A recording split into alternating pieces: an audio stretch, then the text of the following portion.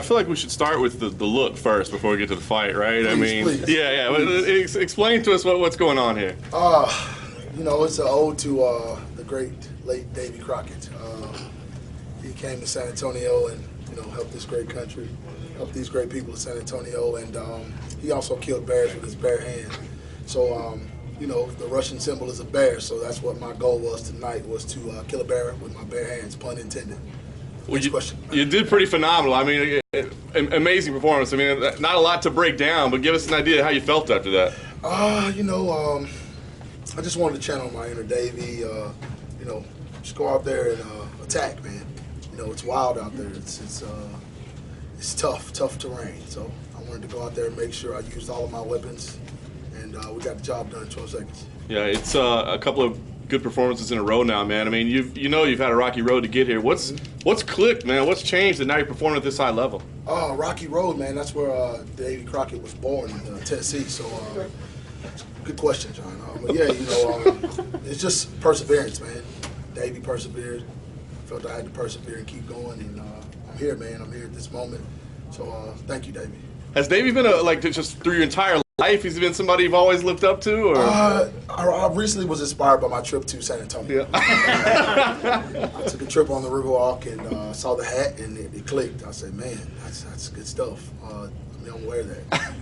So yeah, thanks, Davey. No doubt. Well, give me an idea of what's next for you, man. I mean, you're making waves right now. What do you see as the future? An opponent, a date, a name? And what makes sense for you?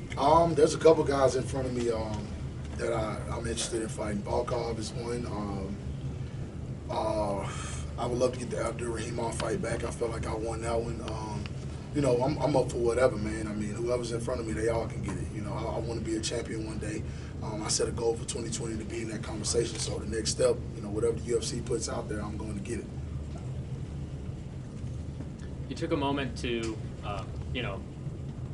look and see what was going on with Alexi after you knocked him out. Was that a show of respect because you guys have been training? And yeah, I got a lot of respect for Alexi.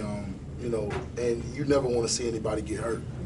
And I just felt like, I knew it was a good shot when it landed, and I was just like, wow. And then I saw he kind of just was slow to come to, and I just felt like, man, I got to pay some respect to him, because I also heard that this might be his last fight. So, shout out to Alexi, man. Thank you for taking the fight and giving me an opportunity. Did you hear that before the fight or after the result? That it might be his last fight?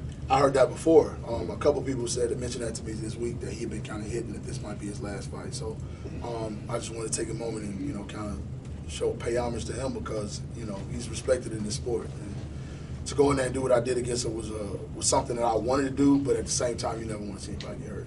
And that was the game plan from the get-go, is just go guns blazing and try and knock him out as fast as possible? For sure. That's always the goal, you know what I mean? We don't get paid by the hour, but we worked on that. We saw some chinks in his armor as far as striking goes. We just wanted to stay out of the clinches and the grappling exchanges and keep him, funnel him to where we're good at. And he has a tendency to dip his head. In fact, I even saw during the pre-fight build-up, they were working on overhand right. And I was like, bingo, there it is. So, we just went out there and we executed, man. And I'm just happy, man. Great. Are you talking about during that tape they showed in the locker room of the warm-up? I was watching that. That's funny. Davy Crockett, man, my sisters, dog. I watch everything. I'm like, okay, that's what you're working on? We're going to go in there and see if you do that. And he did it literally right at the beginning of the fight. I didn't expect him to do that. I thought he would kind of try to pressure me up against the cage or something.